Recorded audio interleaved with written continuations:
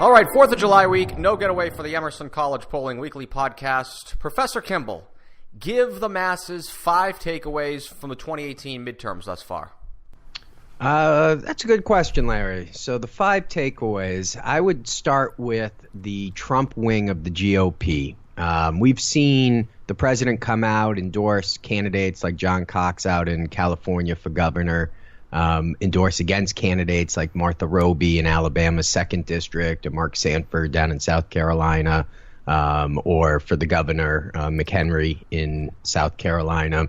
So the president has shown a lot of strength in his endorsements, at least within the primaries. And it'll be interesting to see what happens down in Florida. He just endorsed Ron DeSantis, Representative DeSantis, in that race for the GOP nomination for governor against Adam Putnam. And Putnam in some of the polls had been leading, so it'll be interesting to see if he has that same type of effect. Remember, in New York, Michael Grimm in the 11th district, the Republican congressman who had gone to jail, was running again, and I think a Siena poll had him up about 10 points. U.S. Rep. Dan Donovan was endorsed by Trump and ended up winning the race by about 30. So it'll be interesting to see how strong that endorsement continues. Number 2, I would say, is the growth of the progressive wing of the Democratic Party. It started off pretty slow out in Texas and Illinois, but then all of a sudden you saw Kara Eastman, you see Ben Jealous, Eastman out of Nebraska, Jealous down in Maryland. Obviously what just happened in New York with Ocasio-Cortez, who beat Joe Crowley. And then obviously as we look towards the fall, does this momentum continue with Mike Capuano, Congressman Capuano in Boston against Ayanna Pressley, or with Cynthia Nixon in New York against Governor Cuomo? So it'll be interesting to see how far and strong the progressive wing of the party becomes in the next month and a half. I think it's interesting to see that there's potentially the first Native American woman to be elected to Congress, either out of New Mexico's 1st District, which is more likely than in Idaho's 1st District as well.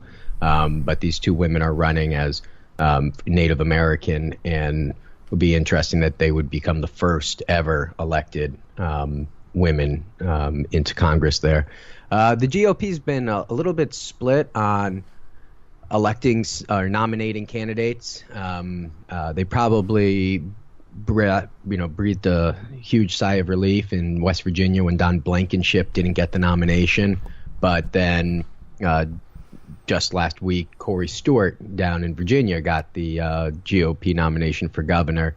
And Stewart comes in with a little bit of a checkered background that is potentially a lightning rod for nationally for Democrats, at least, to get out and vote against.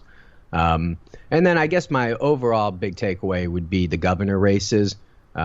Looks like, just looking at turnout if we look into August, you're talking about, like in Hawaii, there's probably David Idge is probably going to lose or be very competitive against Colleen Hanabusa, who had run. She's the U.S. rep out there. And so that primary is going to be very important. Idge got into the governor's race in the Democratic by winning the Democratic primary in 2014, knocking off a Democrat. So we're probably going to see that type of thing play out up in Hawaii. Obviously, looking at races in Iowa, Nevada, Maine, all very interesting. Arizona, New Mexico. And I think one thing that you hear here is a lot of Republican seats, like in Georgia or Oklahoma even, that Democrats are really competing against. So those are probably my 5 takeaways at this stage of the primaries.